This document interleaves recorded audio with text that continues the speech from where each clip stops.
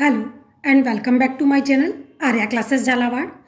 Last part में जो part 1 था उसमें हमने 9th क्लास के लिए फिजिक्स वाले पोर्शन में से साउंड चैप्टर लिया था। अब उस वीडियो का पार्ट 2 है जो बचे हुए न्यूमेरिकल्स हैं, question number 13 and question number 14। तो चलिए इनको देखते हैं। न्यूमेरिकल स्टेप बाय स्टेप करेंगे, तो वीडियो को लास्ट तक ज़रूर देखिएगा। चैप्टर में 3-4 फॉर्मूले जो मेन हैं, एक तो जो मोशन की जो इक्वेशन है वो तो आपको याद रखनी है। उसके अलावा हमारा फॉर्मूला है v is equal to nu lambda. ये वाला फॉर्मूला बहुत इंपॉर्टेंट है। ये क्या हुआ? स्पीड ऑफ साउंड, वेवलेंथ और ये हो गई हमारी फ्रीक्वेंसी। आप ये याद रखिए कि इन तीनों से आपके 3 फॉर्मूले हो जाएंगे। Lambda is equal to nu upon v is equal to nu is equal to v lambda. अब आप ये मान के चलिए कि अगर आपको वेवलेंथ निकालनी है तो आपको ये वाला फॉर्मूला अप्लाई करना है। अगर आपको स्पीड ऑफ साउंड निकालना है तो ये वाला फॉर्मूला अप्लाई करना है। इस एक फॉर्मूले से ये आपके 3 फॉर्मूले हो गए। v इज इक्वल टू होता है 1/t। v मीन्स ये क्या होता है? फ्रिक्वेंसी। ये हो गया frequency. Frequency is equal to होता है 1/t। अगर आप ये वाले फॉर्मूले याद रखेंगे आप सारे न्यूमेरिकल कर सकते हैं। इसके अलावा नेक्स्ट सबसे इंपॉर्टेंट फॉर्मूला है v is equal to s upon t. Speed is equal to distance upon time. Velocity is equal to distance upon time. अब आप ये देखिए ये वाला फॉर्मूला क्या है? जब साउंड रिफ्लेक्टिंग सरफेस से टकरा रही है, रिफ्लेक्टिंग सरफेस मीन्स आपको क्या करना है? जैसे सपोज हमने एक स्टोन को पानी में गिराया, तो जब स्टोन पानी में गिर रहा है तो डिस्टेंस एक ही टाइम आएगी। जो दूसरा वाला फॉर्मूला है वो है 2s is equal to v t. 2s is equal to v t, t small भी लिख सकते हैं, कोई दिक्कत नहीं है। 2s is equal to v t. अब आप यहाँ पर ये देखिए कि 2s हमने क्यों लिया है, ये बहुत इंपॉर्टेंट है। यहाँ पर आप जरूर ध्यान दीजिएगा इको। अब आपसे क्वेश्चन में पूछा गया है कि एक जो है पत्थर को हमने पानी में फेंका, कितनी देर बाद हमको आवाज सुनाई देगी? मीन्स पत्थर पहले पानी पे टकरा रहा है और टकराकर वो साउंड फिर आपके कानों तक पहुंचेगी। दैट्स वाई वो डबल डिस्टेंस ट्रेवल करेगी। तो जब भी इस टाइप का क्वेश्चन आता है आपको ये वाला फॉर्मूला अप्लाई करना है, अदरवाइज आपको ये वाला फॉर्मूला अप्लाई करना है। आई होप आपको ये सारी चीज़ें समझ में आ गई होंगी।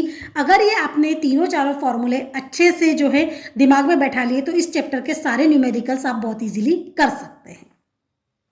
क्वेश्चन 13 में हमको दिया हुआ है कि जो टॉप ऑफ टावर है, मतलब 500 मीटर हाई है, तो एच हमको दिया हुआ है। स्पीड ऑफ साउंड हमको दी हुई है 340 मीटर पर सेकेंड। जो जी है 10 मीटर पर सेकेंड स्क्वायर है। यू इनिशियल वेलोसिटी 0 है। इनिशियल वेलोसिटी 0 क्यों है? क्योंकि हम टावर के टॉप से उसको गिरा रहे हैं, दैट्स वाई इनिशियल वेलोसिटी 0 है। हमें टाइम निकालना है कि कितने देर बाद उसके स्प्लैश का साउंड हमको सुनाई देगा। अब आपको यहाँ पर एक बात समझने की जो सबसे इम्पॉर्टेंट है कि पहले पत्थर जब हमने फेंका है, स्टोन को जब हमने टावर से फेंका है तो वो पानी पर जाकर टकराएगा। टकराने के बाद उसका जो साउंड है वो हमारे कानों तक वापस आएगा। इट मीन्स वहाँ टावर से पोंड तक जाने का टाइम और पोंड से हमारे कानों तक आने का जो टाइम है ये हमको दोनों टाइम निकालने हैं। तो अब सॉल्व कैसे करना है, चलिए शुरू करते हैं। अब आप यहाँ पर देखिए कि आपके पास डिस्टेंस है, h मीन्स एस, डिस्टेंस है, आपके पास u है, एक्सेलरेशन ड्यू टू ग्रेविटी है। आपको क्या निकालना है? टाइम। तो हम सेकंड इक्वेशन अप्लाई करेंगे। Second equation of motion s is equal to u t plus half g t square. U t plus half g t square. Initial velocity 0 थी, s कितना है? 500। u कितना है? 0। t हमें निकालना है प्लस हाफ जी। इसको हम T1 ले रहे हैं क्योंकि ये पौंड में जाने का टाइम है, उसके टकराने का टाइम है। जी कितना है हमारे पास? 10 मीटर पर सेकेंड है और ये T1 का स्क्वायर। अब आप ये देखिए ये वाली टर्म 0 हो गई। 500 इज इक्वल टू ये हो गया हमारा 0 प्लस हाफ से ये कट गया 5 टाइम्स 5 T1 का स्क्वायर। अब T1 का square is equal to 500 upon 5 that is 100। ये हो गया 100। अब आप यहाँ पे देखिए T1 इज इक्वल टू, दोनों साइड से स्क्वायर हटाएंगे, T1 इज इक्वल टू आ गया 10 सेकेंड। आई होप आपको यहाँ तक समझ में आ गया होगा कि इनिशियल वेलोसिटी 0 थी तो हमने निकाल लिया T1। अब ये T1 टाइम कौन सा है? जब स्टोन तालाब में जाकर टकराया। अब साउंड वो जो वापस आ रहा है, टकराकर जो वापस आ रहा है, दैट इज T2। अब हमें निकालना है T2। तो आपको पता है V इज इक्वल टू होता है S upon T, velocity is equal to distance upon time. ये हो गया हमारे पास वेलोसिटी ऑफ साउंड हमको दी हुई है। वेलोसिटी ऑफ साउंड कितनी है? 340 इज इक्वल टू डिस्टेंस कितना है? 500 और T2 टाइम हमको यहाँ पर निकालना है। तो T2 इज इक्वल टू हो गया 500 अपॉन 340। 10 से 10 कैंसिल हो गया, दैट इज समथिंग 1.47 सेकेंड्स। ये जो टाइम आएगा 1.47 सेकेंड्स आएगा, 1.47 सेकेंड आएगा। अब total time is equal to क्या हो गया? T1 plus T2, that is 1 plus 1.47 second, sorry 1 की जगह 10 है, 10 सेकेंड आया था यहाँ पर, 10 प्लस 1.4 सेकेंड, तो T इज इक्वल टू हो गया 11.47 सेकेंड। तो टोटल टाइम जब पत्थर पानी से टकराकर साउंड वापस आएगी उसमें लगेंगे 11.47 सेकेंड। आई होप आपको पूरा न्यूमेरिकल बहुत अच्छे से समझ में आया होगा। चलिए 14th वाले क्वेश्चन पर मूव करते हैं। अब आप देखिए गिवन है हमको स्पीड ऑफ साउंड वेव की स्पीड कितनी है? 339 मीटर पर सेकेंड है, जिसको हम न्यू से रिप्रेजेंट कर रहे हैं।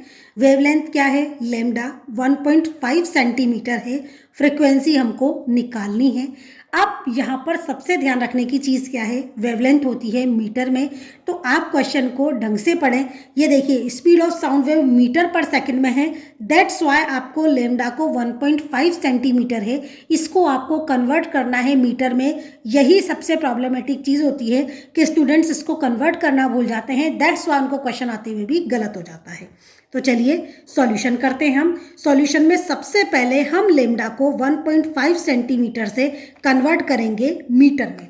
अब सेंटीमीटर को मीटर में कन्वर्ट करने के लिए 1.5 में, एक मीटर में 100 सेंटीमीटर होते हैं, तो हम इससे डिवाइड करेंगे, दैट इज 0.015 मीटर।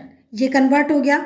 1.5 सेंटीमीटर को मीटर में कन्वर्ट किया, 100 से डिवाइड किया तो ये कन्वर्ट हो गया। अब हमारा फॉर्मूला क्या होता है? हमारा फॉर्मूला होता है frequency, frequency is equal to nu upon lambda. अब आप यहाँ पर देखिए न्यू की वैल्यू कितनी है? न्यू की वैल्यू है 339 मीटर पर सेकेंड अपॉन वेवलेंथ, वेवलेंथ कितना है? 0.015। ये जो है आपका अप्रोक्सीमेट आएगा 22600 हर्ट्ज। ये जो आएगा ये इतने हर्ट्ज आएगा। इट मीन्स क्या है कि ये जो आपका आया है, ये फ्रीक्वेंसी जो आई है, अब आपको इसमें ये आंसर देना है कि क्या ये ऑडिबल है या नहीं है। तो ये होगा no, it is not audible, because जो ह्यूमन की हियरिंग फ्रिक्वेंसी है वो केवल 20,000 हर्ट्ज तक की है।